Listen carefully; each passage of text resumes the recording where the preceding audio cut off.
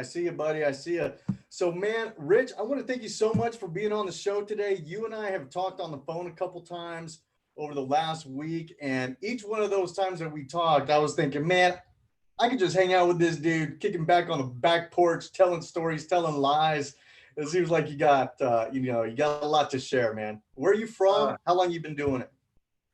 oh, wow. Harleys, let's see. I just turned 51 years old in April, and I got my first Harley when I was 20 years old. So Man, 31 years this year. 31 years riding, and 30, yeah, how long 31 building? years. Yeah, riding Harleys. I grew up dirt bikes, motocross bikes when I was a kid, teenagers, I got my first dirt bike when I was 11, 12 years old. But Harleys for 31 years now. Yeah. Started doing started working on them like professionally for a living back in 1999. I worked at a local shop called Rollins Motorworks. We'll get to that after as well. But I was a machinist before that. My father owned a machine shop, and I got a lot of machinists in the Pitoniak family. So that's basically machining was my trade, and working for my father, and we made all kinds of cool stuff. Prototype guns for a lot of gun manufacturers. Anyhow, and I just was always into bikes and stuff. And then I had the opportunity to go work at the local kind of, it was the speed shop, custom shop of this Western Mass area, Rollins Motorworks, and I had a Wow. chance to work. I worked for him for years, so before I started my own. That's awesome, dude. That's awesome. So tell me about this. I mean, you said that it's kind of in your blood. The family had shops, you worked with your dad building guns. I mean, all this stuff. How did it transition to motorcycles, or were motorcycles just always a part of it? Like, did your dad ride? Did you have family members? Like, how did that come about? Actually, no, my father didn't. He never rode. He never rode a motorcycle. He had muscle cars when he was younger. He had a '66 Chevelle SS 396 car that he bought brand new in 1966, and Damn. so he had Nice. Chevelles and Impalas and stuff like that back when he was younger.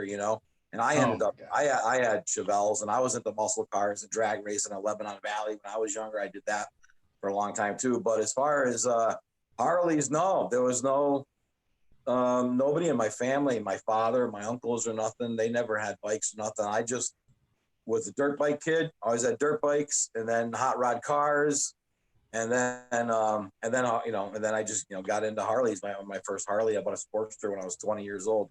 So Yeah. it was like teenagers. It was like the most important things in the world were like dirt bikes and chicks, and then you get your driver's license, and it's like muscle cars, hot rod cars, and chicks. And And then you check. get a Harley, and then it's like Harleys and chicks, right? So, but yeah, Oh man. so just that's how I just ended up with bikes, and I just um, you there? Yeah, I'm here, buddy. You mentioned chicks. I just wanted to flash up a picture here, see if people can see it. I don't know if they can, but it seems like, yeah, the chicks came around when the bike came around, or did the bike come around because the chick came around? It's like a chicken and egg thing, huh? Yeah, what came first, right? Yeah. So, Yeah, man, that's cool. Where were you in this picture? which picture? Because you got a whole Uh, bunch of them up on the screen. okay, okay. So this one is, let me see if I just can move this one over then. Let's see here. Can you see that one? Yeah, I don't see it. All I see, You Tom, will. is just I see all the little thumbnails of everything you got. Okay, cool. So that one right there is the picture with the chick who's standing over Painkiller. It looks like she's got a number 77 on her shorts. I don't know what that means, if she came in 77th or if that's something that she was proposing to you, but Oh man. you said Oh, they all come around. that's a Sturgis. Ah, okay. That's a Sturgis. So 77th was 2017 because that was the 77th year of Sturgis. Okay, cool, cool. Yeah. Right on. Yeah. I see it now. I see the picture you're screening on the screen behind you, Tom. Okay. Okay, okay, cool.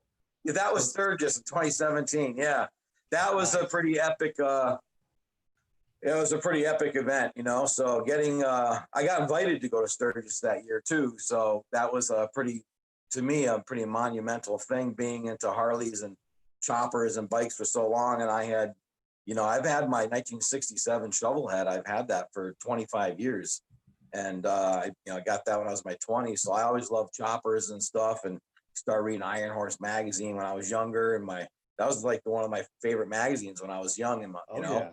But how I got invited to Sturgis was Mondo Perez, Denver's choppers. The godfather of choppers. Been building since the '60s, and he was having a Denver's choppers 50th anniversary chopper show at the Iron Horse Saloon. And I never met him. I don't know him, but it was pretty awesome to me. Like all of a sudden I got a message from Mondo, and he said, "Hey, this is Mondo, and I'm having a 50th anniversary of Denver's choppers." And he says, "I'm an old school show, and I would, love it if you brought your bike Painkiller." You know what I mean? Yeah. So that was, that to me, that was a pretty awesome thing. I'm going to put that one up. I'm going to put that picture up here, see if we can make that one real nice and big for everybody to see. And I believe this is Painkiller just outside of Sturgis, with a big Sturgis sign back there. Yep. You'll be able to see it on a delay here in a second. Incredible machine, dude. Hey, wait, so you said is this the engine you've had for 25 years? Yeah. I've had that 1967 Shovelhead for 25 years. And it's been reincarnated over the years. It was in different frames. I had it in another chopper frame, another rigid chopper frame when I first built it in the 90s. And it was like that for a long time. Then I was in an accident on it. I crashed.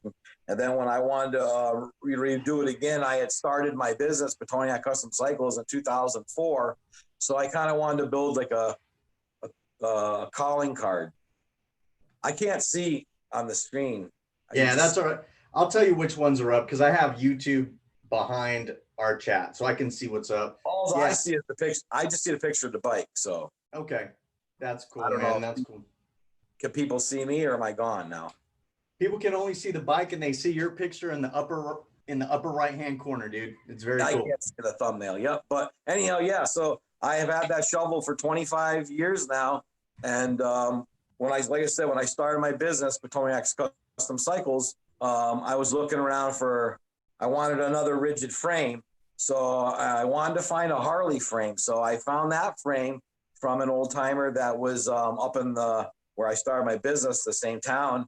And he had that. It's a 1948 Harley Davidson wishbone frame. So it's actually first year for the Panhead. And man, I bought that frame off of him, and I kind of wanted to build a bike that was like a calling card, for my business, Yeah, absolutely is, man. The first time I saw Painkiller, I was at the Lonestar Rally this past year. And man, oh man, I was blown away by it. And we're going to show some other pictures here of Painkiller, but you've done some pretty unique things to it. I mean, number one, to have that engine for 25 years, to put it in that frame. And what some people don't know about the Lonestar Rally, that show is very special, because you guys had to ride these bikes. A 25-year-old Shovelhead, right? With how many other bikes were out there? There are 14 bikes in the Emotion show. Amazing, man. Yeah, incredible. All the bikes in that show were beautiful, pretty awesome bikes. My bike is like a traditional, kind of like a purist, Harley Davidson purist style type chop. Everything's like, it's a Harley motor, it's a Harley Davidson frame, a wishbone Harley frame. It's an old Harley 4-speed transmission, classic style peanut tank, Frisco mounted, just like an old school style chop. Wow, man. Incredible. I'm putting up some of the pictures of the paint here. I mean, even the paint itself, just amazing. Those are my triple trees. I machined and made those. That's 12 feet long of, aluminum, 6 extruded aluminum, like an aircraft material. And I designed and I made those, and I programmed that. And they're 5-degree rake trees. So it takes a rake from the neck of the frame and kicks out another 5 degrees. And that gives you about 2 inches longer on your fork. You've got to put 2-inch over tubes on it. But those are my trees. I machine those. So it was like being a machinist. I just would make stuff, Yeah. Nice, man. So when you put together Painkiller, I mean, what were the first things that you start off with? I mean, and not just Painkiller, but a bike in general. Because I know some of us are out here, messing with our bikes here and there. There are a couple people out there who are actually building. There's a guy out here named Patrick Hattrick who had some, snaps of his build in his garage. But what do you really look for? Number one, in the frame.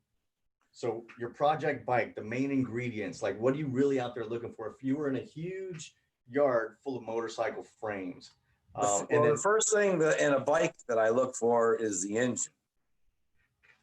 To me, the engine is an engine is like the focal point of the bike. That's the heart. That's the heart of the bike, So, and I like Right. old school bikes. So I like, like knuckles and pans and shovels. And shovels are the last of the cast iron cylinders, the old school stuff before the Evo started. So shovel is and the shovel's my favorite too. So, and my shovel's a 1967 Shovelhead. So that's a flat side shovel, generator shovel, like what they have in the pan. The engine cases are a generator style, and they only made shovels from 1966 to 1969 with those cases. And then in 1970 to 1984, they changed over to the cone nose style ignition, which is the same as like the Evo. So basically the cases from 1970 to 1999 were the same similar looking cases, similar looking cam cover. And but the flat side shovel is that's kind of my favorite. So well, tell me this, man, before we get into the differences there, because I want to know a little bit about that, educate myself. But do you ever think that Harley could possibly bring back a version of, now not the exact, you know where I'm going with this, could bring back a version of a knuckle or a shovel that could pass emissions that was tweaked out? Yeah, because I watched your video. Could Harley Davidson bring that back? Well, they if they wanted to do something, they would never do anything like that nowadays, I don't think. But even if they wanted to do something like that, and to meet EPA and all that stuff, I mean, they would probably have to do something along the lines of basically what Indian had done now, the newer Indians. So like Indians, the new Indian motors, they all those finned, like the finned heads, they look like there are fins on the heads. Mm-hmm. Those are just fake covers, actually. So when you look, I worked on brand new Indians and I built the new Indian motors, but those covers are it's just a big cover that goes on top of the engine, and it's just that's all it is, a big fake cover. It's not because they're liquid cooled. Yeah, no. All those Indians are all air cooled. Okay. But that's just a cover though. It's not actually part of the head like an old flathead. And that's what Indian was kind of going after. They were trying to, they were mimicking the old flathead look of their Indians from, years past with that cover on it. So that would be the only way Harley could do something like that, is to kind of have fake covers. But that's also kind of like, that's like putting a fake Kickstarter on your bike. Do you know what I mean? Or it's like or a girl stuffing her bra and like having fake D cups. You know what I mean? Or something like that. It's fake. It's not real. You know what I mean? Yeah. So you find out later. Like that's fake news, man. Fake news. Fake news. Fake advertising. Yeah. Yeah. Exactly. Yeah. Oh man, that's nuts. So the fake fins on top. Okay, that's interesting. Well, dude, you brought up a good point. We talked a little bit about this yesterday, but you worked as a tech or just mechanic engineer for Harley Davidson and Indian. Yeah, well, I've had my shop. Like I told you, I started working at Roland's Motor Works in 1999, and I learned a lot from Roland. And he actually he passed away a year and a half ago. And he was like my mentor. He taught me a lot, and he was like a horsepower junkie, speed freak guru since the 60s. So that guy's lawnmower would have been the fastest in his neighborhood. You know what I mean? That guy made everything fast.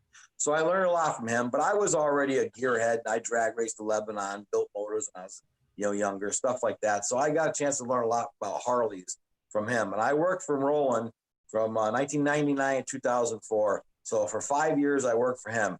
Built custom bikes, daily, just daily maintenance and everything like that. And, ran the dyno. So, running the dyno every day was great.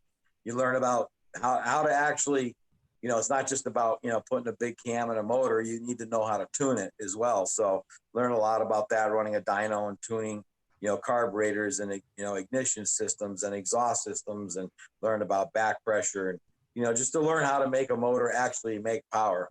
And so that was good for 5 years. Then after that, I just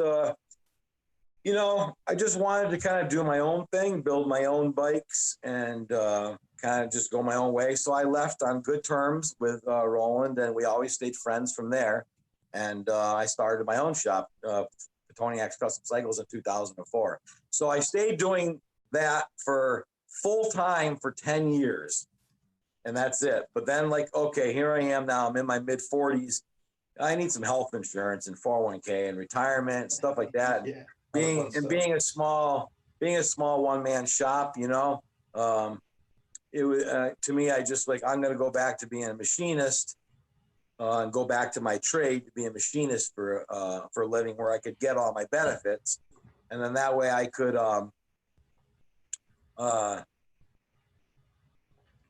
get all the benefits, and I could continue working on bikes and building motors and things like that, but basically focus on what I want. Because when you have a shop and you're doing it full time, you have to do everything. You take every job that comes in the door, changing tires, oil changes, in between trying to build custom bikes and motors, and plus working on old vintage bikes, which is what I really like a lot anyhow, is the old vintage bikes. So you do a little bit of everything. So being that, like I said, I could make this almost kind of like my hobby / living again. Yeah. I could really focus on what I love with bikes, and not be putting eight hangers on baggers all the time and stuff like that. So, but Yeah. well, it just gets monotonous. That's all. And Right. Plus, I like to work. I just like to work on what I like to work on. So how that worked out was when I went back to a machine shop, and I was back in the machine shop for years. I was working at a local aerospace machine shop. They make submarine parts, stuff like that. And I was working there. Now forward to coming to work for Indian, the Indian Motorcycle of Springfield. I knew the owner because he's got a big collection of vintage bikes, and I knew him from around locally. Nice guy, and we, I'd see him around at things, and look, he's got vintage bikes, and he knows that I had been doing this for a long time, so he wanted me to. He asked me if I come work for him. So that bike, the War Bobber, is a bike I built. There's a good story behind that if you want to get to that after. For sure, man. Yeah, for sure. I mean, I'm just kind of listening to how things unfolded for you. It's pretty interesting. All right, I'll wrap that up. So I went to Indian, and I worked at Indian. He wanted me to come there and build motors. That's how I worked at Indian Motorcycle Springfield. As a technician there, and building all the new motors, the new Thunderstroke motor 111s, and building them the 116s. Scouts, some hot rod stuff to the Indian Scouts, and all their whole Chief line, and then I did that for a while, and then after working there for a while, then the local Harley Davidson dealership, they had called me up while I was working at Indian, and they said, "We want you to come work here." They made me an offer, and I'm like, okay, and I'm more of a Harley guy anyhow, so I was like, oh, okay, I'll go work at Harley. So I worked at Harley, and I did that for a while also, and then after working there for a while, I just kind of decided that I always loved my trade, being a machinist. Yeah, and man. Working when you're an aftermarket custom builder, kind of custom guy, especially liking old vintage bikes a lot. Working at a dealer is it's not exactly like when you have your own shop and you have your own freedom to do everything you want. So I just kind of decided that I wanted to leave the dealership and just keep doing Pitoniak cycles and go back to my trade, working at a machine shop, and that's it. So that's how I ended up working at Indian for a little while, and I worked at Harley Davidson for a while. I'm glad I worked at Indian. I'm glad I worked at Harley. It was cool. Yeah. It was an experience. They asked me to do it, so I did it, and that was cool.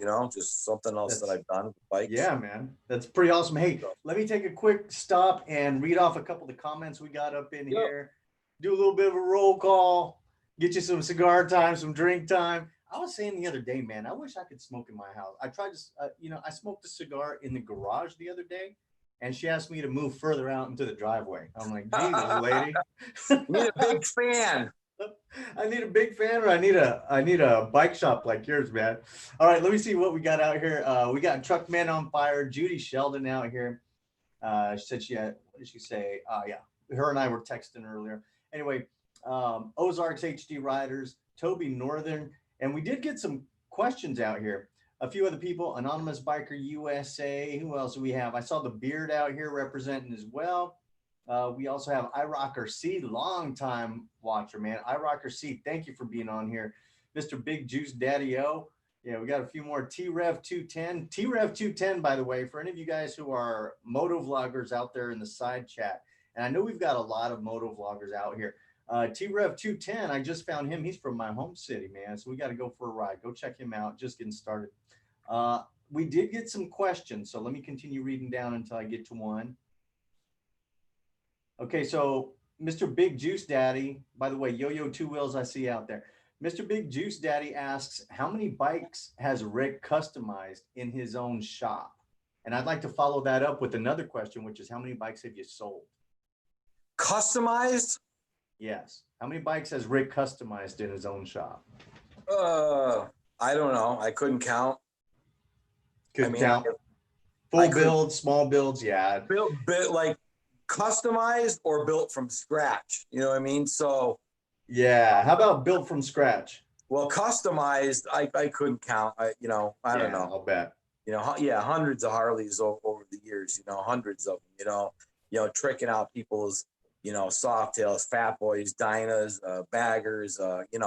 Pretty much everything. So as far as customizing bikes, a lot. I don't paint, so what I would do when I would customize bikes for people, whether I'm put trick new wheels on it, front ends, building motors, high performance, open belt drives, performance stuff, things like that, putting 6 speeds in bikes that had 5 speeds, usually at the same time. I would, suggest especially if it's a winter project, hey, let's do your sheet metal over. 2 is send that out to paint. And then, there's several painters in our area. So whoever the customer would choose to get their bike painted by, there's definitely, several choices that people could go to get their bike painted. But as far as like bikes, say built from scratch built bike, like the War Bobber that you got on the screen right now. Yeah.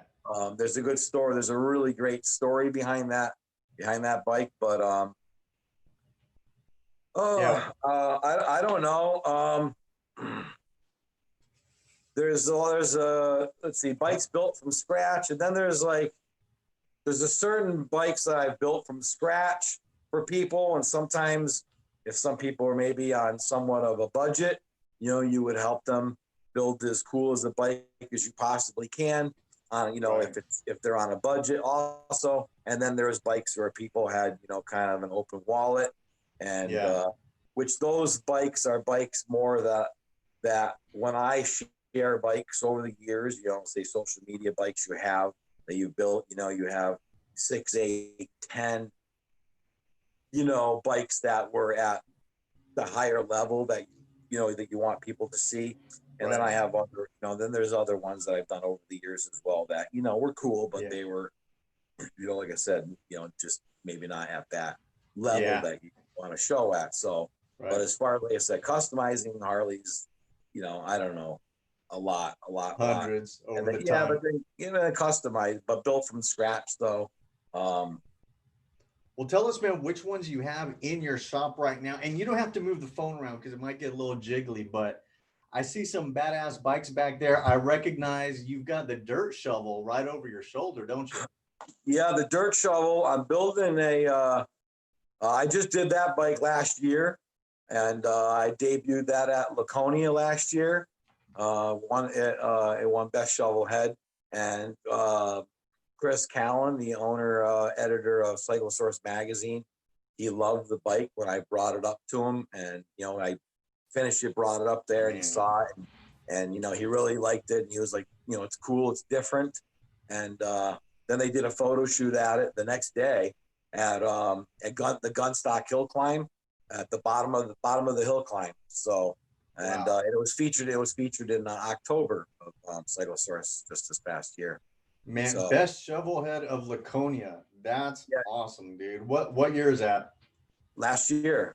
No, the bike itself. Oh, it's a 1981 shovel. Yeah, it's a 1981. It was actually originally in a wide glide, an FXWG. So that's what the frame. That's what the frame. That's what the frame is. And then, like I said, I built that last year, and now I have the motor out right now because I'm building another motor for it. And I want to make it faster, So Yeah.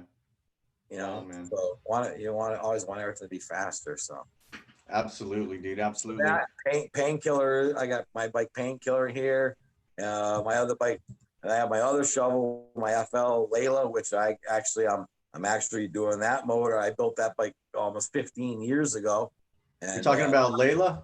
yeah, Layla, the FL shovel. That's actually, I'm building a new motor for that too, because I built that 14 years ago.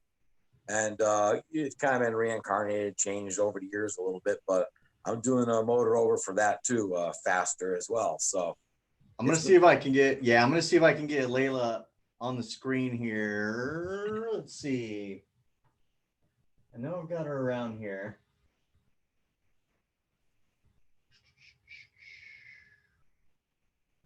Layla is the stretched out black. no, it's right next to the girl with the boobs. Down one row, right there. Oh, there we go. We'll put that picture up in a little bit.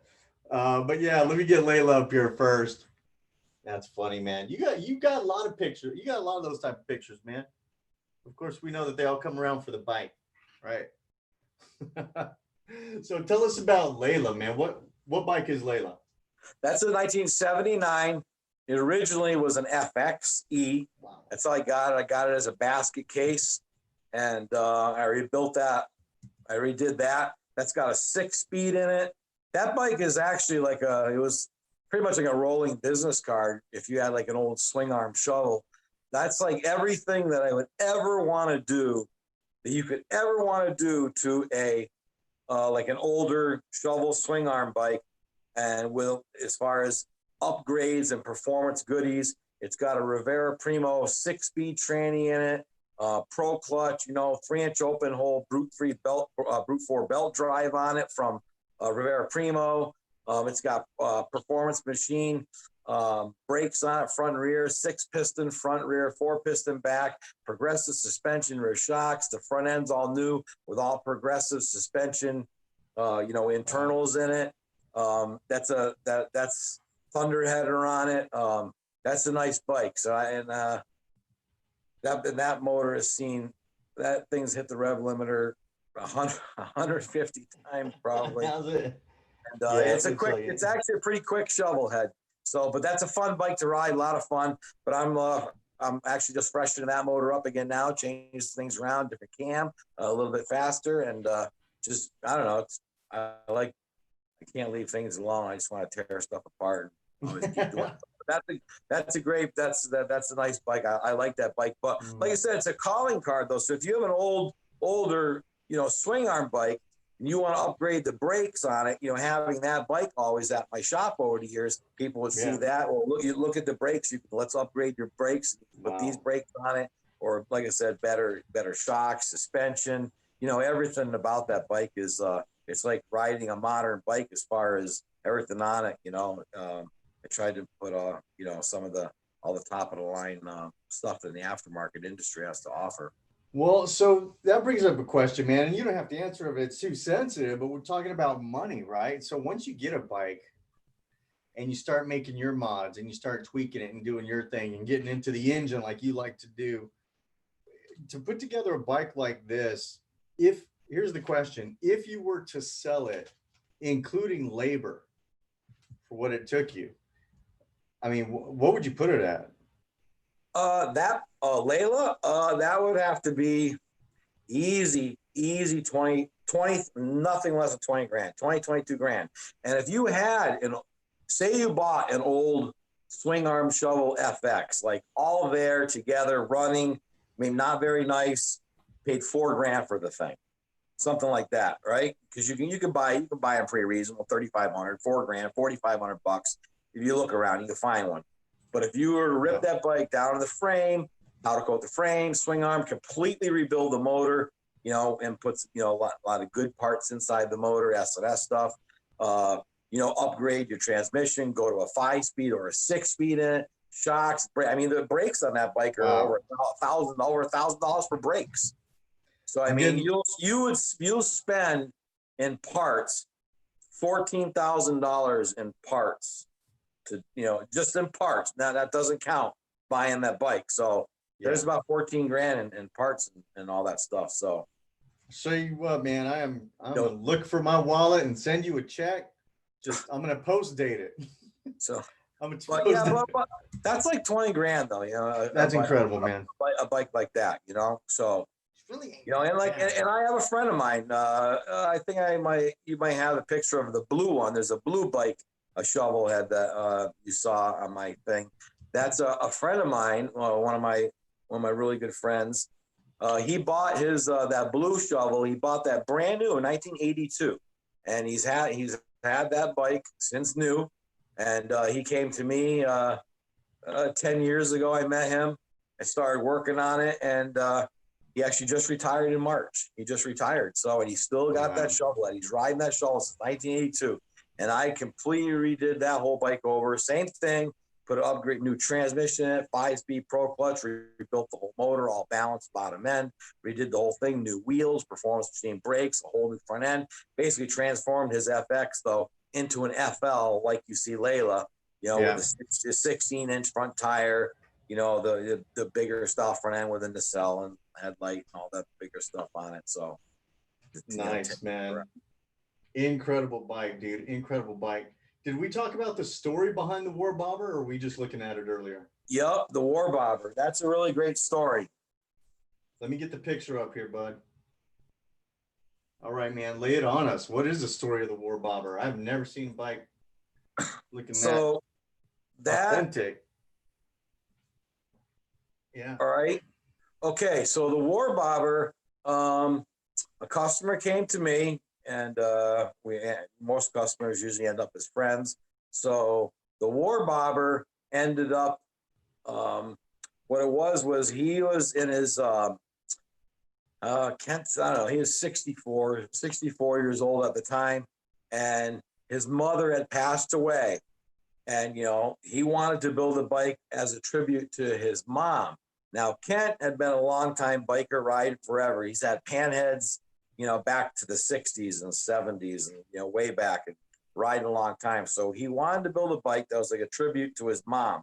So now the story behind it, his mother was in World War II and his mom was a surgical nurse in the World War II. And she had went on from the,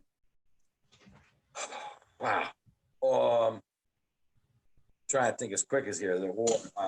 Where was she in Europe? Oh, the China Burma. Okay, the sticker on the front of that shock and that Springer front end is signifies that is the flag for the China Burma campaign war over there. And she was on U-boats like I said, she was a surgical nurse, and she was on U-boats from here, from the United States over, you know, where they had the war across seas.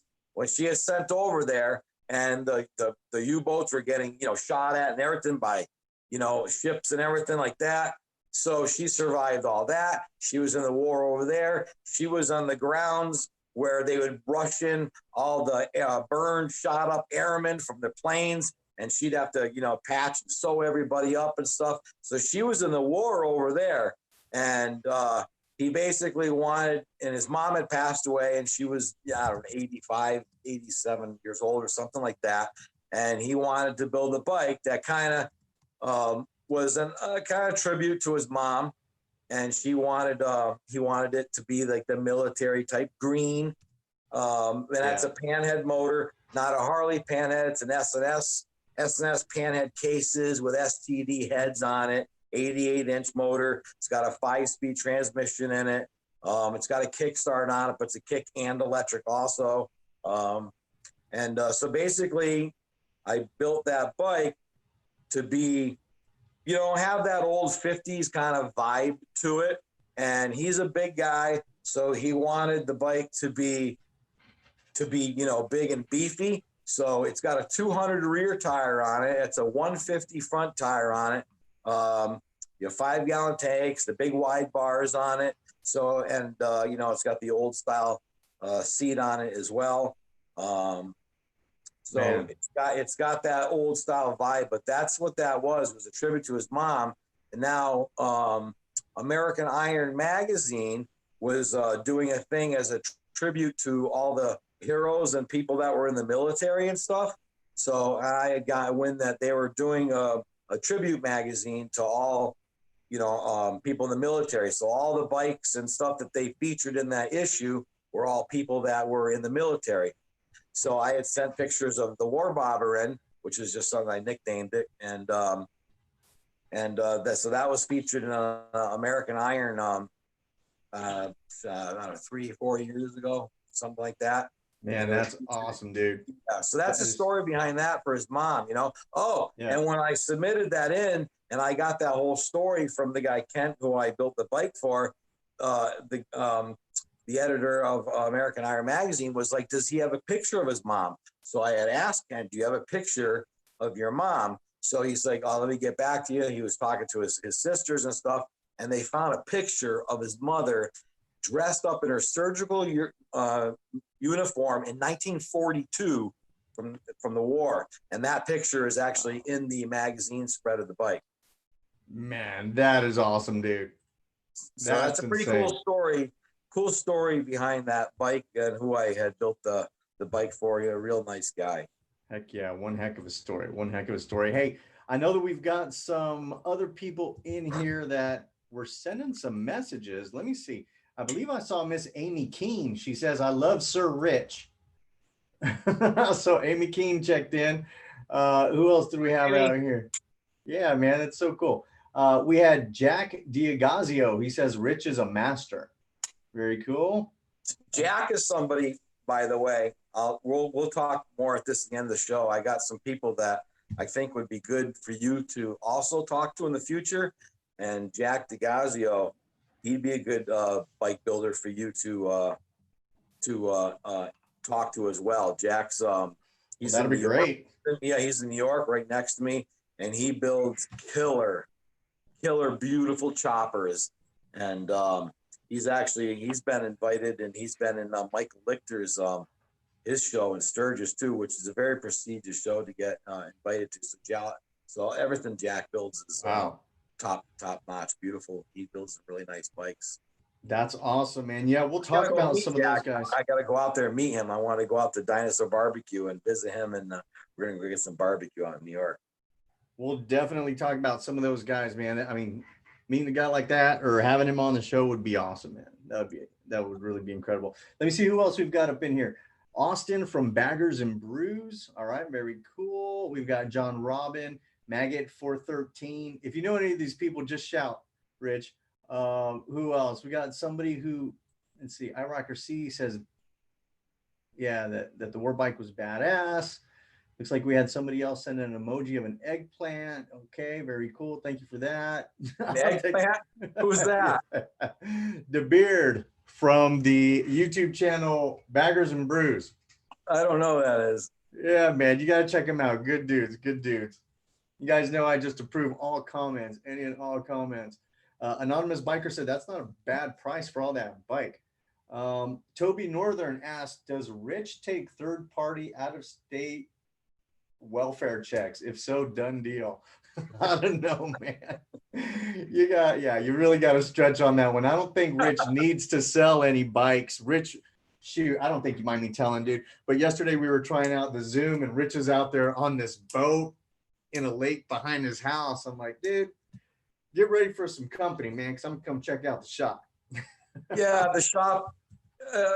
I guess pretty lucky. It's nice. I got my shop here, and I can just walk out 100 yards past the house, down the steps, get on the dock, and get on the boat right behind the house. It's nice. And then you got your toy box in there. You and I were talking. I asked you if you had ever sold any of your bikes, the bikes that are in all these magazines. You got bikes in Cycle Source. You've had bikes in, where was it? I've got them all written down here. You know, American Iron Works, all these, extreme bikes. yeah. And you have most of those bikes in your shop, don't you? Yeah. All three of my personal shovel heads, Layla, the Dirt Shovel, and Painkiller, all my own personal bikes have been featured in magazines. All three of them were in Cyclosource, and Painkiller has been in Extreme Bikes, which is a magazine in Europe. And it's out of Spain. It goes and circulates, I guess, in Spain and France and over in Europe over there. So Painkiller has kind of been around and featured in, a few different ones. Yeah, imagine that. I do have another bike that I had built that I did sell a bike that I built, and I wish I kept the bike too, though. But I sold that bike, and another shovel. I should have kept it, but yeah. But that's what everybody says that, man. Anytime they sell a bike, I've heard so many people say, "Oh, I shouldn't have sold that bike back in the day." Well, my favorite ones I've kept. I've got a lot of offers on Painkiller over the years, but I've said no. So I don't want to sell that. I've had that too long. I'll have that when I'm old and gray. Not that, well, it's already, the gray is starting now. So fair now. So. We got a question here from Anonymous Biker USA. Says, how much for the war bobber? I think these guys are just throwing out those questions because they're getting ready to go to bed and they're having setting up their dream time. The war bobber is for sale, actually.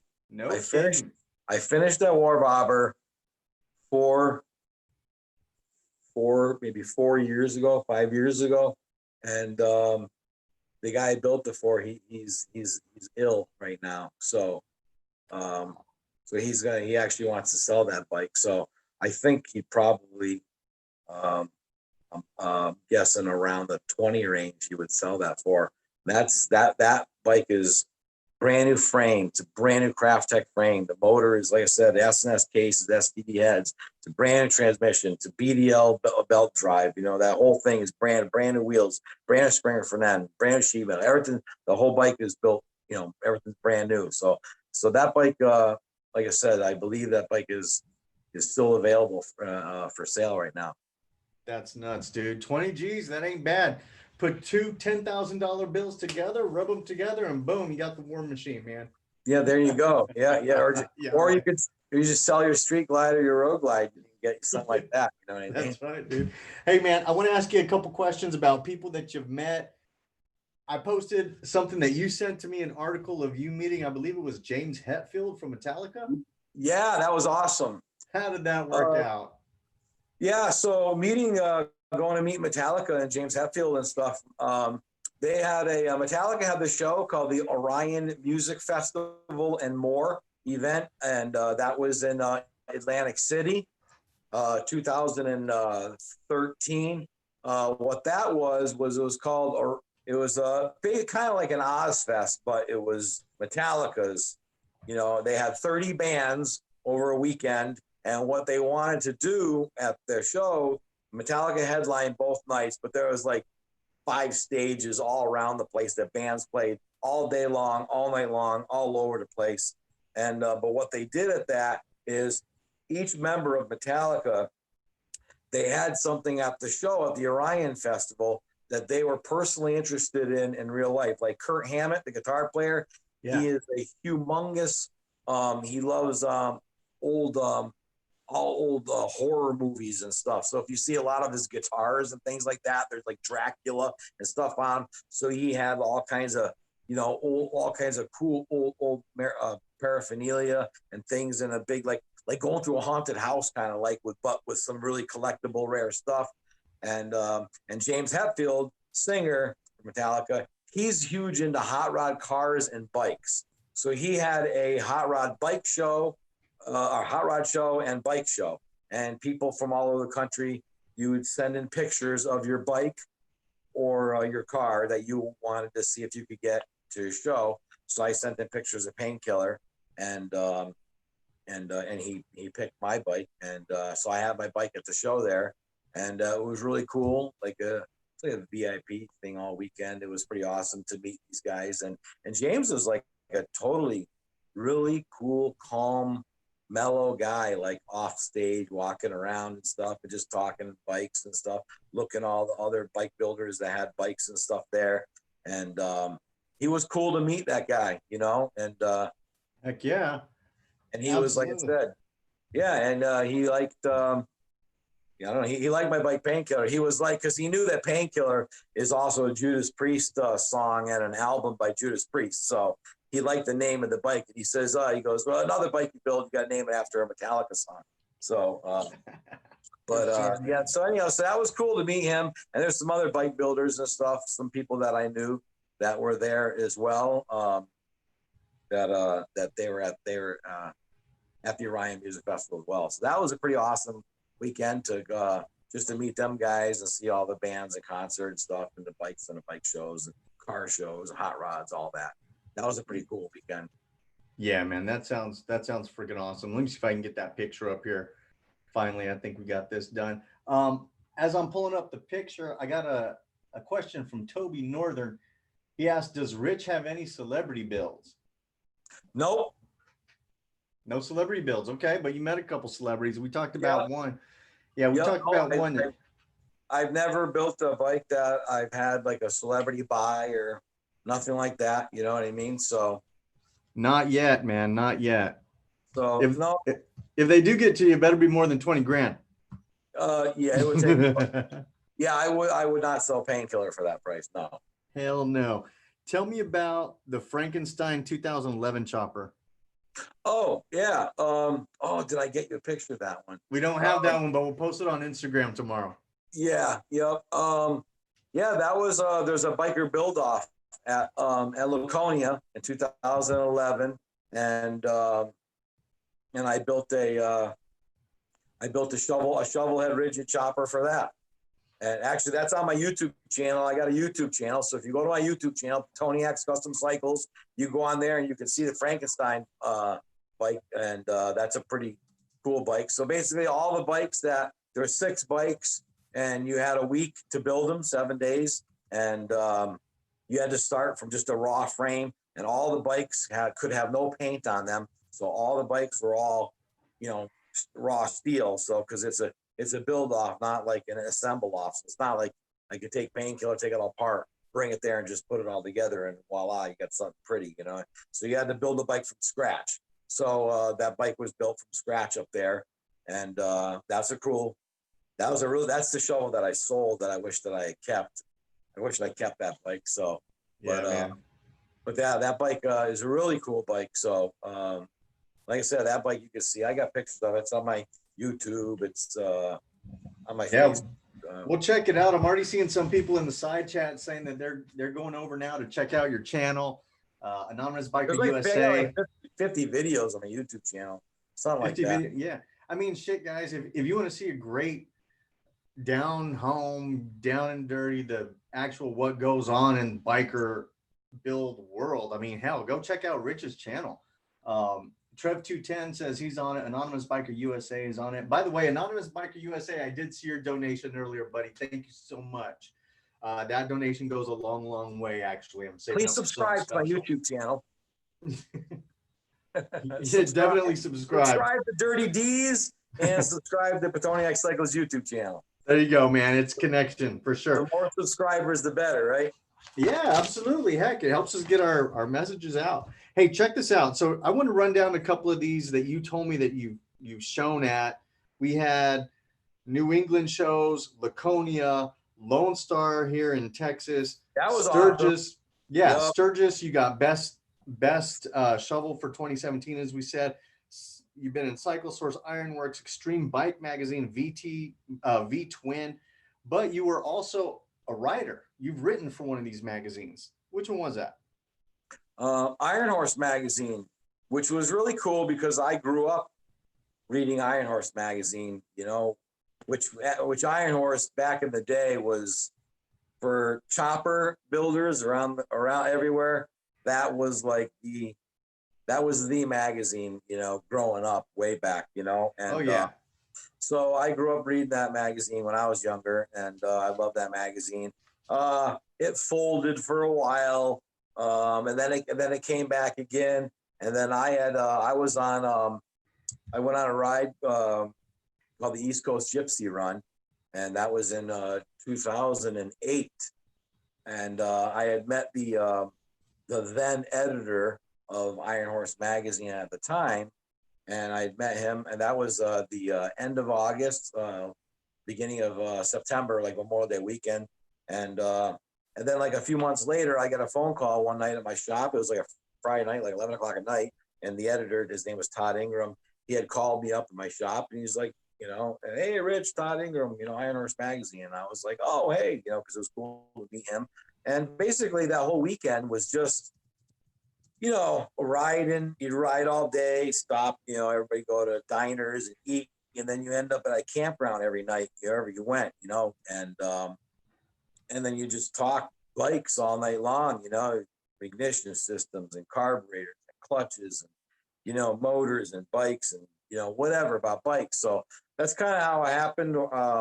Just Todd called me up and he said, hey, he goes, I'm looking for, you know, a new writer for Iron Horse magazine. And I want to know if you'd like to be one of our contributing tech editors.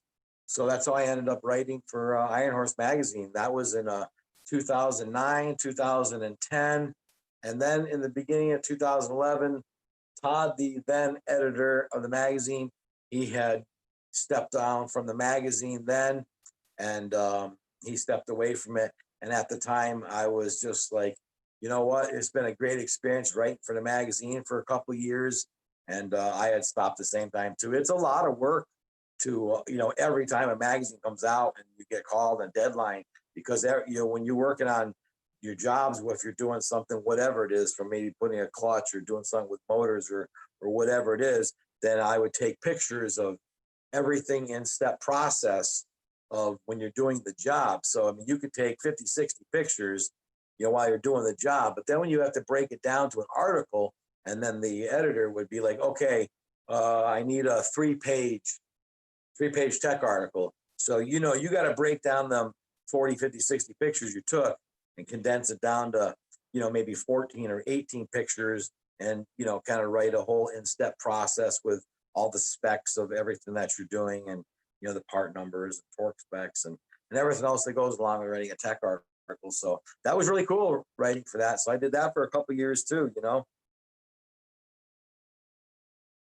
I lost you. I can't hear you.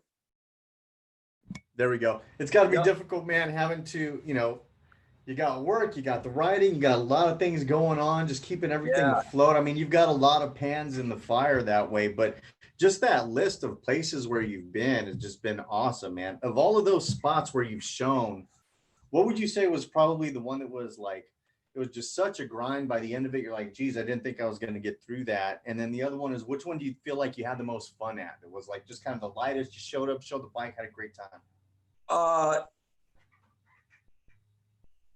You know, when I went to Sturgis in 2017, first of all, being invited by Mondo was, you know, really awesome. And then I got to become friends with the guy leading up to going to Sturgis. We had talked several times and met him, and then got a chance to just, you know, hang out with him and his group of friends that he's with.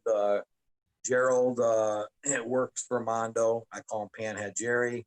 And then Billy the Kid. And then the Knucklehead King, Brett Hatt, who was also a friend who just recently passed away. Aaron Green, another extremely super talented bike builder on the he's on the West Coast. And you know, just meeting all those guys, that whole trip, and a buddy of mine, Dave, went. I mean, the riding in Sturgis is clearly the best in the country. You know, riding out there is just beautiful.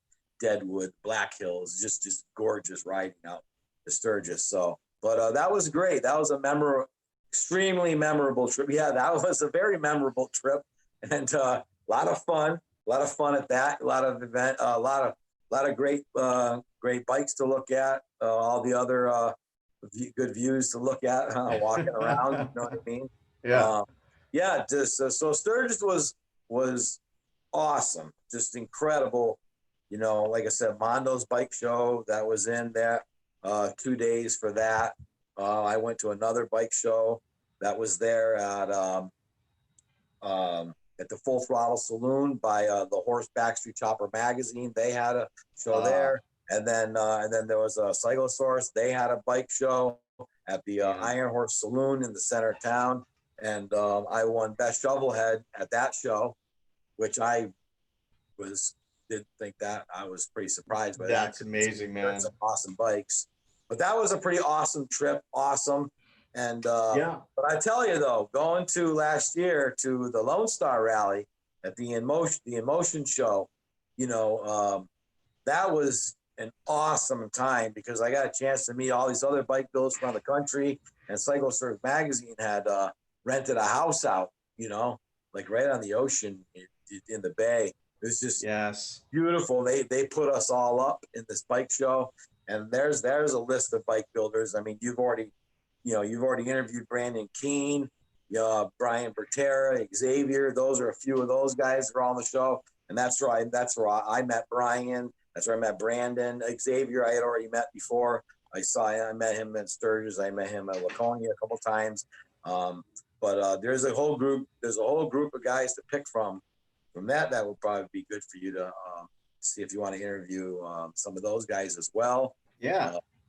Yeah, man. I tell you what, that's where I saw a bunch of you guys as I did my video for Lonestar Rally, which is here in Texas around Houston, but it's actually for people who haven't been there. It's on an island called Galveston Island. So you're in Houston and you think you're there. You're not there quite yet. You probably got to drive or ride another 40 minutes, but man, what a blast that was. Cause I mean, you have the seawall and there's the beach. And then on the other side, gorgeous, man. And then on the other side, you've got this huge bike rally going on. Like it's, we're talking blocks. It was beautiful riding the seawall.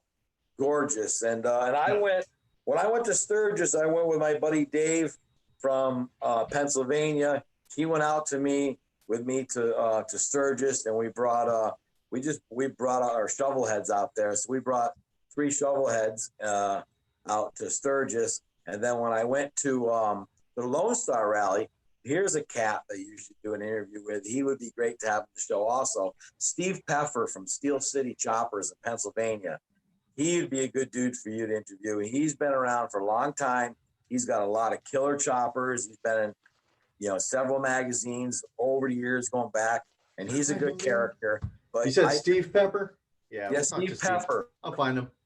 Yeah, Pepper. Steel City Choppers.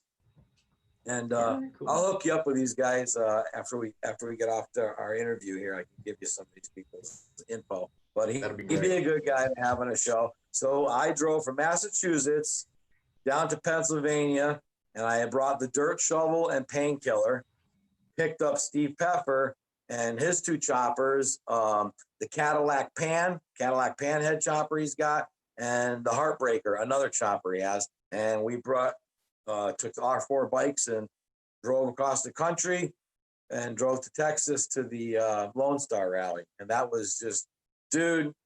And we stopped at every single Outback Steakhouse in every state, the whole trip all the way there. We ate like things. Yeah, we ate. It was great. It was a good time. I tell you, that was a lot of fun hanging out with Steve Peffer. He's a funny guy. We had a lot of laughs together, a lot of fun. That whole trip was good. All the dudes I met there, everybody was cool. And it was just a whole good group of guys. No egos. Nobody had egos. Everybody was just totally nice, checked out each other's bikes. It was just really great, and just cool to meet all these other talented people.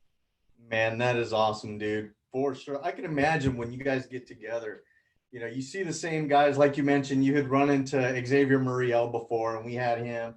You've run into some of these other guys, maybe even doing collaborations with some of the guys. Like somebody sends you a tank that needs to get, or an engine, I should say, that needs work, or you send a tank out to somebody that needs to get painted.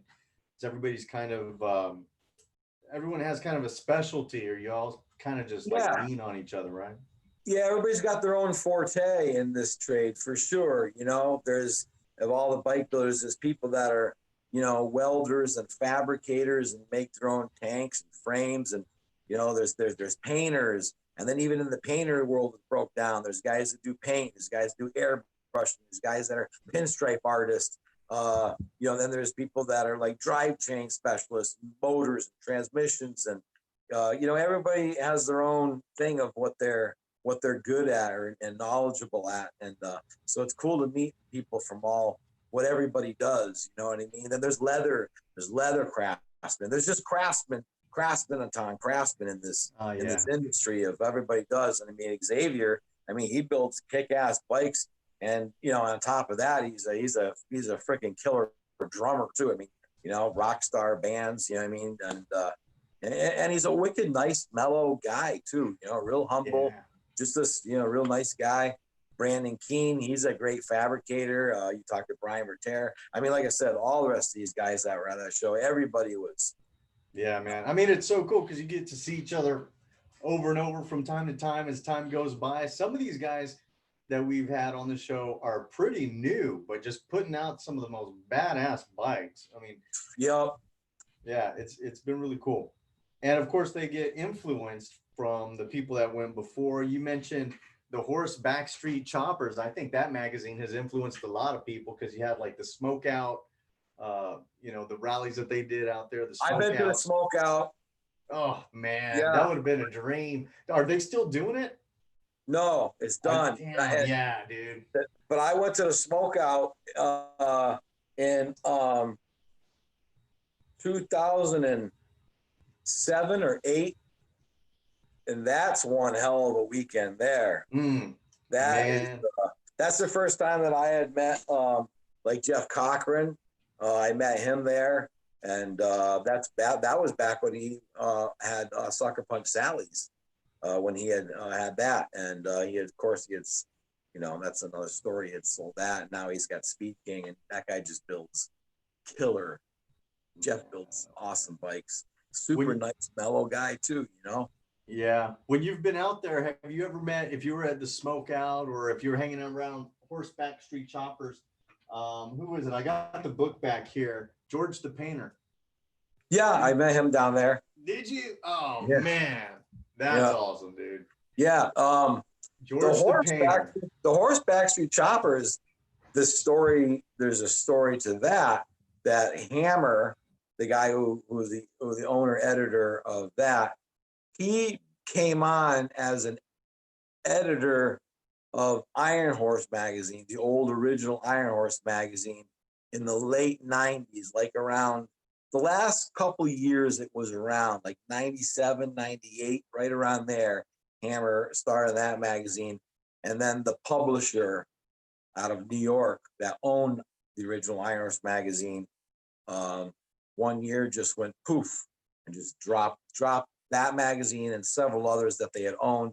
And then Hammer quickly, you know, he picked up from that, and instead of Iron Horse, he started The Horse. So that's kind of how The Horse came about. He just sort of, you know, picked the ball up and started that magazine. But I think that magazine now, I believe The Horse is actually now, in the last year or two, I think that's done. I think that's defunct now. I think you may be right. I believe they've got their merchandise store still up, but what a magazine that was. If anybody doesn't have the Horseback Street Chopper, I have a few in the garage. I'm not allowed to bring them inside. They're pretty cool, man. But those are the magazines. Those are the magazines that I had always read. I mean, I started like Easy Rider magazines when I was young. Iron Horse and the Horseback Street Choppers. Those are like my favorite magazines. Right. And now, I mean, really, I mean, Chris Callan, he started Cyclosource magazine, I think 23 years ago. It's been 23 years this year. And the Cyclosource magazine now, I mean, that's the greatest bike magazine on the planet. Oh, absolutely. I've got mine over here. I just started back up with them. I was with them a while back, probably let that one lapse, gosh, maybe 4 years, 5 years. And now I'm getting my subscriptions again because of all the work I see them putting in. And me and Chris had talked about this too, you know, the shoot the shit Laconia, like when we were younger, because me and Chris are the same age within a year. And same thing, when we were younger, started reading Iron Horse magazine, you know, that was the magazine, because that was just full of rigid shovel and pan knuckle chops, and you know, it was that magazine influenced him, and those are just the style of bikes that we like. The whole motorcycle culture is, you know, is broken up into all different sections. Very diverse, man. Yeah, very diverse. You know, you have like baggers are a huge thing right now. Baggers is a giant trend that's on now is baggers and big wheel baggers and all those custom bikes like that. But the whole motorcycle industry is just all over. You know, you have the whole Harley Davidson and people riders, and you have Indian people, you have BMW guys, you have Ducati guys, you have all the metric Jap bike guys, you know, and then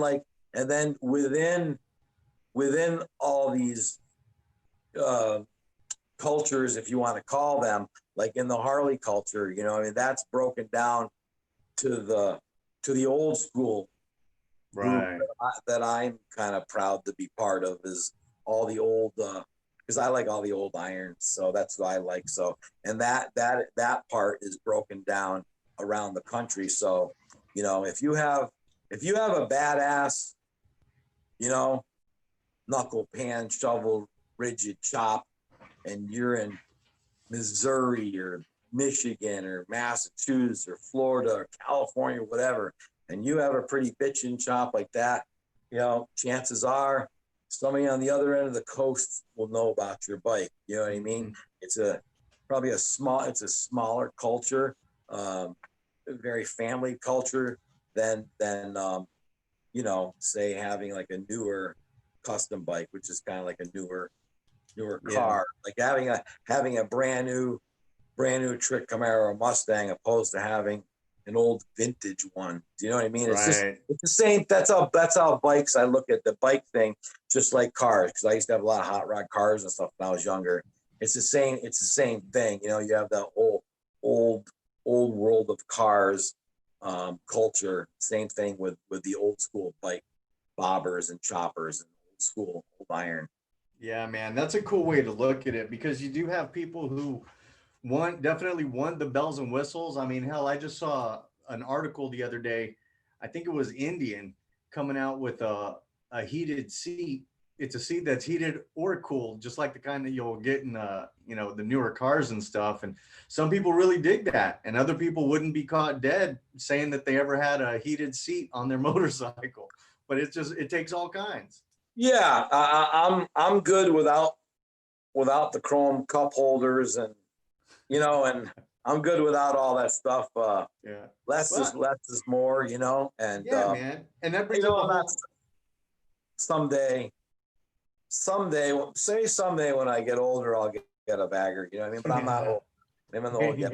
But no, don't get me wrong. They're wrong. They're comfortable. They're like, Absolutely, they ride like Cadillacs. They're real nice. You know, I just like stripped down bare bones type stuff. But it's like some people, you know, they love chrome, and some people will get a bike with chrome on it and black everything out. It's just preference, you know, at that point. Everybody's got their own thing, and it's all cool. We're all on two wheels. You know what I mean? We all bust each other's balls and pick on each other and kid around.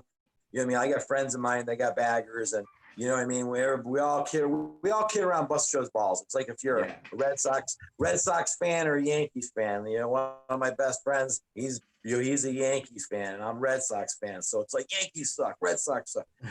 But you're still friends. You know, you're still friends. So it's the same thing, you know? Absolutely, man. Hey, look, let me read a couple of these here.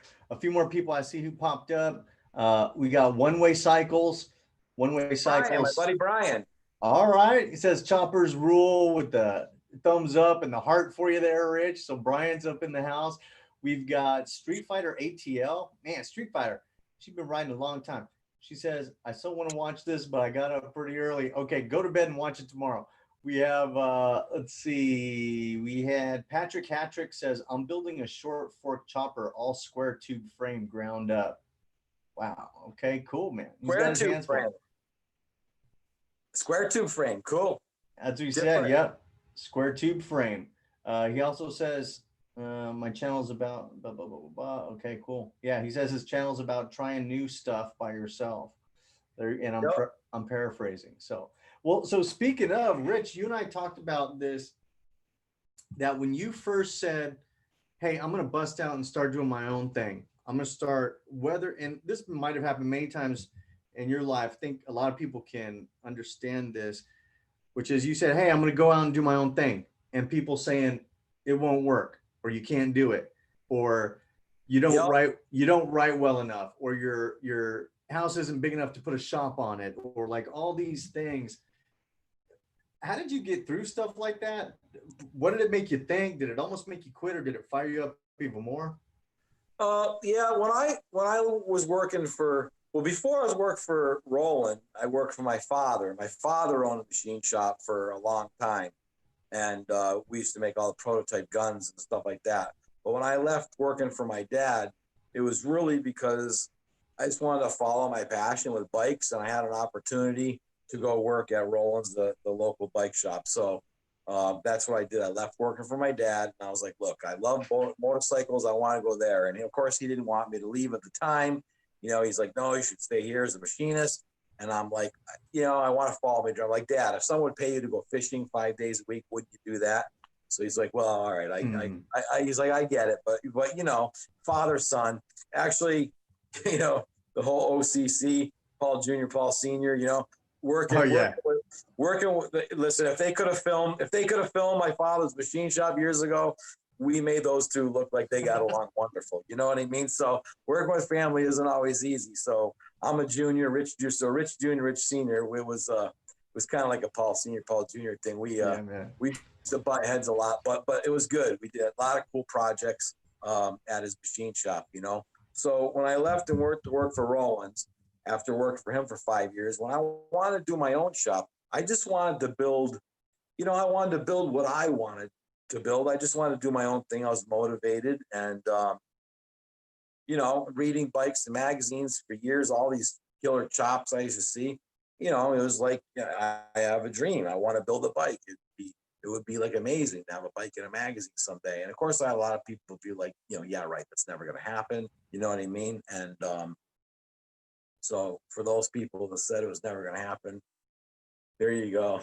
So it happened. You know what I mean? So, those are haters. You know what I mean? But yeah, so it was great. You know what I mean? And it motivates you more when people say you can't do something, or you're not going to do it, or not do it well. Like it, it makes you work harder at something, actually. You know what I mean? So you have to you have to thank those people that don't think you're going to make it. You know what I mean? So you do. You got to thank them. I mean, living well is the best revenge, right? So it can fire you up just to do so much more.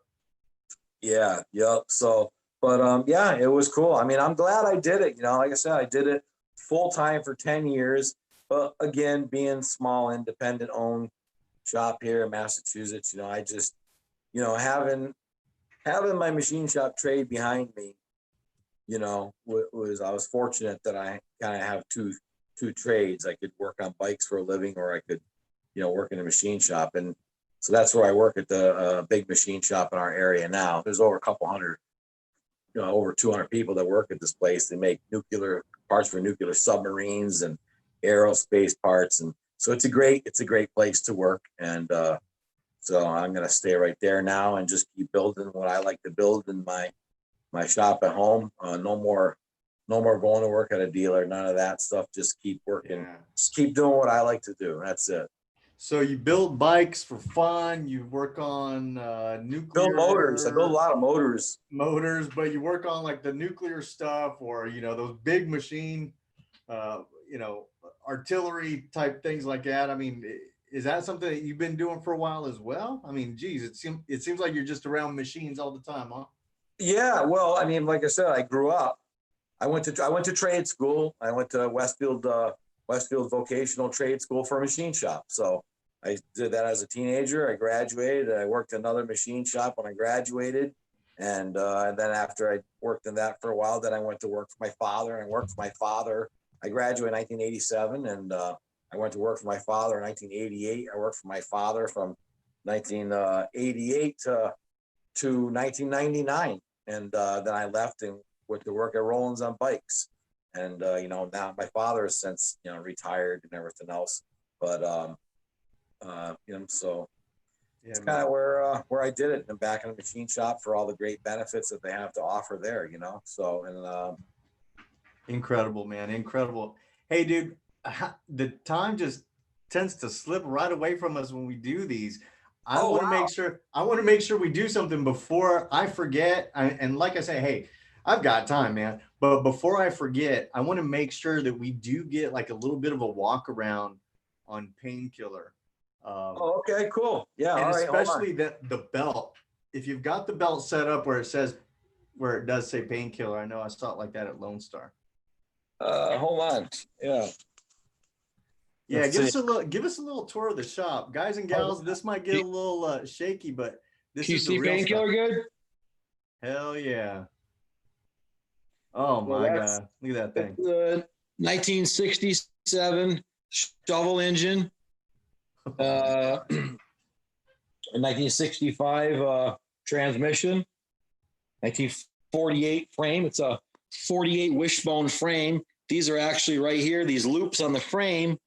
Those are original old sidecar loops, and they're still there, not cut off. A lot of people used to cut them off of frames. When they're building choppers, all through the 60s, people would cut that stuff off. But so kind of cool to still have it on there now. I like brass. I like brass and bronze and. Mm-hmm. Man, look at that thing. And tell us about the back, man. That back fender, the spikes and all that. I mean, shoot, how'd you come up with that? This back fender, the rib on this back fender was from an old, the old cars way back in the 50s when they had the Continental kit. They used to wrap around the back tire. They used to have it on the back behind the back trunk. Mm-hmm. That's what this fender was from. This fender was from an old Continental tire wrap. Man, oh man, isn't that something? Oh, and there it is. Let's get man, that belt is something else. Did you paint that? You had to send that out. Yeah, no, a buddy of mine that's a pinstriper. He's the one that painted that, and he did the pinstriping on that. His name is Brian Papa. He actually did that. That's been on there. That's been on there since 2008. Man, the same belt has been on there that long. Same pinstriping. And yes, I do ride this bike. I've ridden it in rain, muddy campgrounds. I've ridden it all over the place. Man, that's so crazy to have all those bikes. That's my other chopper I'm gonna start building. What you working with there? What is that? That one right there. That's my next project. My next chopper. Oh man, that is something else. So that'll be done for next year. That'll be done. These are my triple trees that I made, that I machined. I made all these from scratch. Wow. So this is the dirt shovel. All right, here we go with the dirt shovel. Is the dirt shovel under? You mentioned it's got an operation going right now on the engine. The engine's out right now, and I'm doing the motor over. So I'll be doing that over. There's another one here. Some others just inside the shop. Yeah, that dirt shovel just looks like it belongs on a dirt track somewhere, man. Yeah, it's fun. Oh, you got your finger in the camera there, buddy.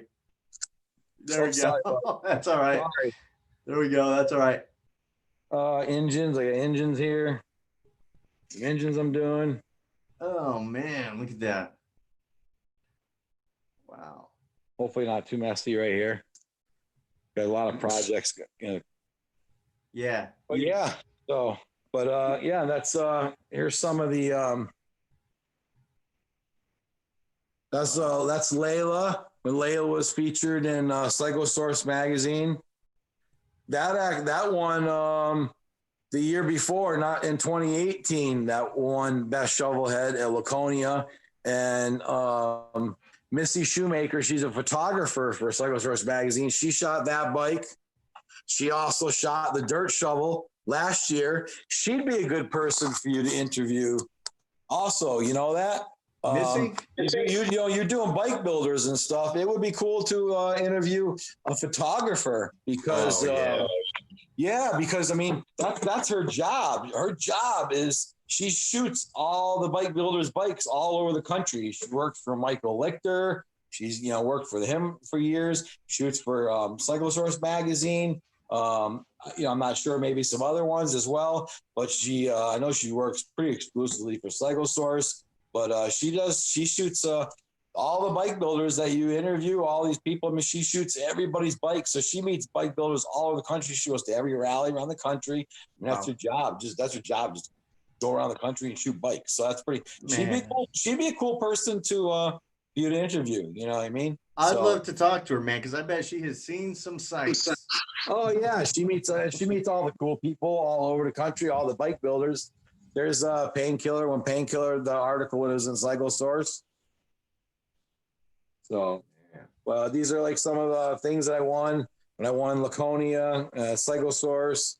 I went to a shovel stock thing called Shovel Stock. It's all it was just a huge, gigantic show of all shovel heads. It's all it was shovel heads, and I won best chopper, shovel head, shovel stock, a best chopper at the Roadhouse last year. Painkiller won that. Laconia, best of show, Laconia 2018. Best shovel head 2019. Best of show. Sturgis, best of show. This is when Painkiller was in Extreme Bike Magazine. That's the magazine in Europe. This was in Ironworks magazine here. So it's featured there. That's what Painkiller was featured in VTwin magazine there. I got some good posters up there. Yeah, we saw some of those. Yeah. Man, oh man. I mean, what a setup, dude. To have those bikes, I mean, it just blows my mind. I met my Your own mill, my personal Bridgeport. bikes featured in magazines, like insane. So, but yeah, so it's whatever, you know, it's like a labor of love, right? You know what I mean? Doing all this stuff, you know what I mean? So A labor of love or a crime of passion, one of the two. one of the two. Yeah, man, for sure. Yeah, I got like I said, there's some good people that other people that you could interview. That'd be cool. You know, like I said, Missy from photography, Missy Shoemaker, Steve Pepper, Still Shitty Choppers, Kyle. So all the builders that were at the Emotion Show, some of those guys, Rick Bray, Magic Mike, Rick Bray out of California, Magic Mike from Las Vegas. He won with his knucklehead. He won the Emotion Show. Roadside Marty, Nick from Mad Pen Cycles, Austin Andrea, Bill Dodge, Stacy's Garage, Kyle Brewer. I mean, all these guys would be cool if you interview. But like I'll tell you what, man. I tell you what, you and I will get together, and I'm going to make a list, and I'm going to keep working down that list. Yeah, there's like I said, a lot of cool guys that you could. I know Bill Dodge. Bill Dodge's name has come up a few times, and I think he was actually at the Emotion Show, wasn't he? He was in the Emotion Show. He was in the Emotion Show. Show. He was one of the Bills. And Bill Dodge. I mean, you know, you don't need to say any more about him. Yeah, right. Getting him on here would be amazing. Yeah, he builds absolutely killer bikes. Used to work. He was Jesse James's right-hand man for like 9 years at West Coast Choppers in California until he moved off on his own, and he's in Florida building. He builds sick bikes. He builds awesome stuff. Super nice, humble guy, sweetheart of a guy, you know. So, but all these dudes are great, you know. But there'd be some good people to have on the show, you know. We'll keep working it down, man. We'll keep working it down. And I know you and I this is probably the first of many conversations. They won't all end up on YouTube, but we've already had some cool talks, which was awesome, man. I'm looking forward to it. Learning more about Tom, good. Thank you for having me on the show. I appreciate it. Of course, man. I'm looking forward to learning more about the bike builder world and, you know, just getting all these names on the show and stuff. And we'll talk more. I also, probably off the top of my head, I can't think of it. I could probably. No, it's okay. We'll for some other people that probably be pretty cool to have on the show for you as well. You know.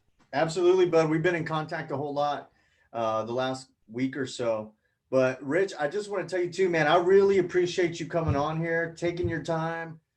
I want to tell you that I appreciate how down to earth you are, how down home you've been. I mean, just like a regular old dude, you know, that just happens to be able to build some badass bikes. Yeah, sound fun, dude. You really should come to New England, man. Though you got to make it to New England, at least the East Coast. But you know, we talked about that also because you're going to go to Daytona in March for next year. That's right. That's the big one for next year. You guys heard it here first. Rich has let the cat out of the bag. It's going to be Daytona next year, for sure. So I'm going to go to Daytona next year. My new chopper, the one in raw steel there you saw, that I'm going to try and have that will be done for next year. And cool. my friend Brian, One Way Cycles, he's on here. I don't know if he's still on right now. He might still be on here watching, but I'm building a motor for his chopper right now, a stroker, 4 3/4 stroker shovel motor. And I'm building a motor for his bike, and he's doing all the fabrication on the chopper he's building. So his bike will be done to debut for next year. And me and him, we're going to go to some chopper shows and stuff together. So when he gets his bike all done, and he might be a cool cat for you to have on your show. You know, Yeah. he wraps that up and he can show you his new creation, you know? Absolutely, man. That'd be awesome. I'll look forward to it. Yep. We're going to keep these going. This month, we were lucky we got in 2 of these. And I think maybe even next month, we might even double up as well. I mean, summer's upon us, so we're going to keep on rolling. And Rich, you are welcome anytime to come on the show, dude. Anytime. Even if you want to just be a guest, if you want to be on the side chat, just messing around. Anytime, brother. Open invitation. Well, if it's not dark out like this, if it was another time, we'll do another interview. I'll take you out on the lake. You know what I mean? Hey man, do you ever take any like cookout stuff on the lake, or can you do any of that stuff on the boat? Is that too much of a hazard? I don't know. I haven't done any cooking on my boat or nothing, but anybody that wants to, if you go on my Facebook page or go on my YouTube channel like that, and if you like to eat some good food, never settle for bland food again. Kick it up a notch with Painkiller Hot Sauce. Who else has got a hot sauce line after their chopper, right? Do you know what I mean? Are you kidding me? Yeah, dude. Yeah, I'm gonna hook you up. I gotta get you some hot sauce. So who doesn't want hot sauce with hold on one second. We're gonna put the link in the chat. Rich has a freaking his own hot sauce. Jeez, dude. I feel like I'm falling so far behind. I don't have a condiment.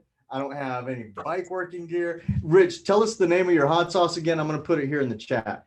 Yeah, Painkiller Hot Sauce is right there, man. And you got my chopper, Painkiller on it. Got orange habanero. I got pineapple habanero. I got a couple other ones right here. I just grabbed these real quick. But you can get these $8. They make fantastic gifts. Never show up at a picnic, cookout, Christmas, birthday gift ever empty-handed again. All you got to do is hand them some hot sauce like that. Put it in your hamburgers, put it in your cereal, put it on your ice cream, put it on pork chop, put it in everything you want. Fantastic. This stuff here is fantastic. Grilled shrimp, chicken, excellent. Yeah, this stuff is really good. Dude, how do people get a hold of that? You reach me through my Facebook. Yep, I'm easy to find. You can find me on Instagram. You can find me. Pitoniak Cycle is on Instagram. Pitoniak Cycle, or my name, Rich Pitoniak, on Facebook. My YouTube channel. You can find me on there. I've been kicking that around. I should do some videos with some cooking videos or something like that. You know, Look out, Guy Fieri. I'm going to do my own cooking show. You know what I mean? Well, you know what, man? Every now and then, like on a Saturday afternoon, I call it the grill and chill. And I just go outside and I buy a bunch of chicken and throw it on the grill and just talk smack. So maybe one of these days you can join me on that Saturday afternoon stuff. I tell you,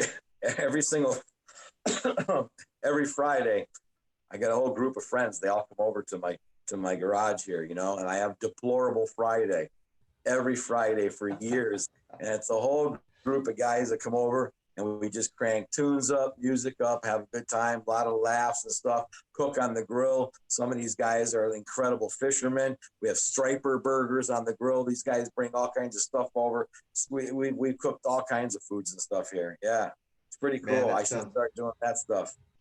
It sounds like a dang good time. Before we wrap it up, let me just go through some of the chat here. A few other people that came on and off.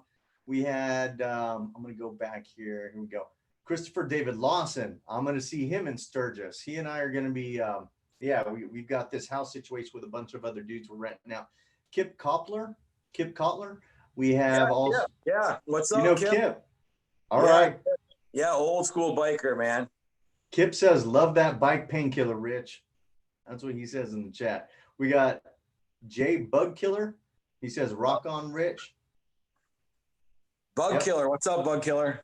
All right, cool. We got Morons and Motors. He says photography and video go hand in hand. Be cool to get her perspective. Okay, cool. He's talking about Missy. Who else did we have? Like I say, T-Rev 210 from San Antonio, Moto Vlogger. Check him out. A lot of those guys, by the way, again, in the chats. A lot of these people out here are moto vloggers. Check them out. Rich also has a YouTube channel. If you want to get more of this kind of stuff, check him out. Who else do we have? One Way Cycles, iRocker C, Gears and Gadgets in the house. Gears and Gadgets has been on the show. Pretty big YouTuber. Barbecue Pit boys are the shit. Street Fighter ATL. Behave yourself. No, not too much. I'm gonna make some wings with that sauce. Find you, Rich. All right, T-Rep 210 is gonna get some of that sauce, dude. I think It's good. It's really good. It is good. Sounds like a good time. I cook with it all. I make home fries on Sunday morning. I put orange habanero hot sauce. I'll put a tablespoon of hot sauce. Put that in with my home fries. Boy, it's spicy. It's spicy, flavorful with a kick. That sounds good, man. Yep, there's gonna be a lot of that. Yeah, that hot sauce bland food again. Kick it up a notch. Painkiller hot sauce. Love it, man. Love it. So cool, dude. All right, man. Well, I think we're gonna go ahead and wrap it up. We're about 40 minutes over, which is great. And what I usually do, Rich, is I'll take these segments. I kind of chop off the beginning where we're just kind of finding our bearings. I might even chop off some of the end, splice some stuff together, and it's gonna be up probably tomorrow morning, tomorrow afternoon-ish. How long? What time is it? Let's see. What do you mean? What time will it go on, or what time is it here? Because for me, it's 9:40. I think it's 10:40 your time. Oh yeah, so 40 minutes. So this is getting closer to 2 hours. Yeah, we almost got to leave the whole show up. Don't cut it at 60 minutes. The whole show. This is great. I think that's a good thing to do, man. We should do that. You know what? I'm just gonna do that. I might chop off the very beginning until we get rolling, but yeah, man. We're going to do that. Good time. I'm seeing here, I'm looking at the analytics. We had some great people joining us, some people hopping on and off. We do these once every month typically on Thursday nights. And we started doing that before the whole COVID thing, because really a lot of people they may not be home on the weekends. I mean, me personally, if it's Friday night, I try to get the hell out of the house. But anyway, I appreciate everybody coming on. Rich, you're the man, dude. You and I are going to stay in contact for sure. Yeah, definitely. We'll talk again, man. We'll talk soon. Yeah. I'll give you somebody contact info for some of these other. So that would be good to have on the show too, I'll be working on it, man. I'm gonna owe you a finder's fee one of these days. Yeah, you can buy me a steak at the Outback. I'll tell you what, man, when I come to New England, I'll bring you some good cigars from Texas as well. We'll have a good cigar. You come to New England and we'll go have some seafood. Oh man. All right. It's a bet.